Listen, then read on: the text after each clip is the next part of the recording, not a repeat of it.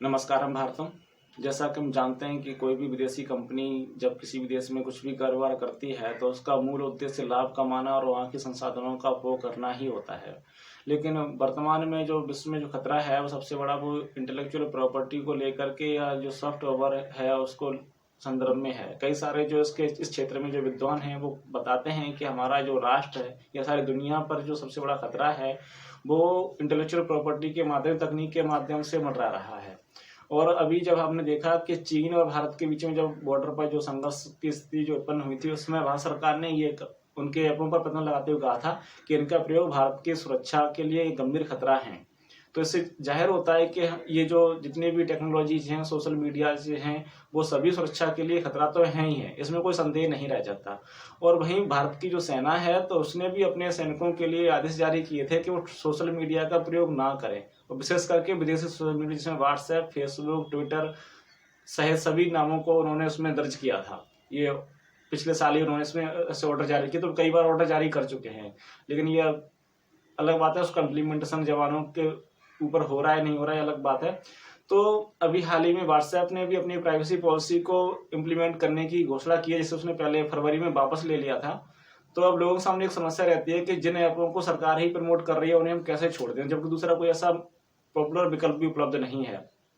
तो हम ऐसे में क्या करें कि हम इन्हें छोड़ नहीं सकते, तो हम ये कम से कम एक मध्यम मार्ग अपनाएं, क्योंकि हमारे पास कई सारे ऐसे ऐप हैं जो सही काम कर रहे हैं और काफी पॉपुलर भी हैं, लेकिन दुर्भाग्य से वो सरकारी स्तर पर या सिस्टम के स्तर पर उनका प्रयोग नहीं हो रहा है। तो हम उन्हें एक विकल्प रूप पर उन्हें भी साथ में प्रयोग करें और इनका प्रयोग कम से कम करें। उसमें कू ऐप है सोशल मीडिया के तौर पर जो काफी लोकप्रिय हो रहा है इस समय, जैसे हमारे माननीय प्रधानमंत्री हैं, उन्होंने इनाम भी उसे दिया था, पुरस्कार भी किया था, लेकिन दुर्भाग्य से आज तक उन्होंने अपना खाता उस पर नहीं खोला हुआ है। और व्हाट्सएप का जो विकल्प रूप में एक रट्टे ऐप मैसेंजर है जो जोहो कॉर्पोरेशन के द्वारा लॉन्च किया गया, वो भी एक अच्छा ऐप है, आप उसका प्रयोग कर सकते हैं। तो हमें मध्यम मार्ग अपनाना है, जब तक हमें उन्हें छोड़ नहीं सकते या उन पर सरकार प्रतिबंध नहीं लगा देती या हम उसके लिए कुछ ऐसे काम नहीं कर पाते ताकि उनका प्रयोग भारत में प्रतिबंधित हो सके, तब तक हम एक मध्यम मार्ग अपनाएं, उनका प्रयोग करें और साथ ही स्वदेशी जो ऐप हैं उनको भी चलाएं ताकि उनकी लोकप्रियता बढ़े और आपस में संवाद के लिए लोग जुड़ सकें और स्वदेशी के माध्यम से हम अपने संवाद को आगे बढ़ा सकें और देश की सुरक्षा को जो हो रहे खतरे को उसे कम से कम कर सकें। क्योंकि विदेशी जो मीडिया है, फेसबुक हो, ट्विटर हो, वो हमारी युवा पीढ़ी के मस्तिष्क को एक्सप्लोरेशन कर रहे हैं, उनकी माइनिंग कर रहे हैं। उस डाटा माइनिंग से हमारे समाज को एक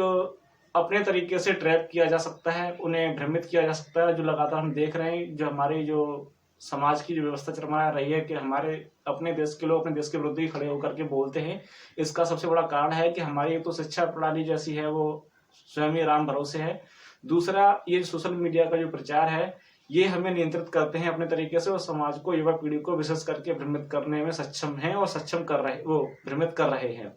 तो हमें ध्यान रखना है कि इनका प्रयोग हम यदि विवश हैं तो करें, लेकिन साथ ही स्वदेशी मीडिया का भी प्रयोग करें जो हमारे पास विकल्प हैं लेकिन लोकप्रिय नहीं है। यदि आप उसका प्रयोग करेंगे तो आज नहीं तो कल वो भी लोकप्रिय हो जाएंगे। और सरकार से ये मांग करें कि वो विदेशी माध्यमों पर, चाहे फेसबुक हो, ट्विटर हो या व्हाट्सएप हो, इंस्टाग्राम, कुछ भी हो, इन पर पूरी तरह से प्रतिबंध लगाएं ताकि स्वदेशी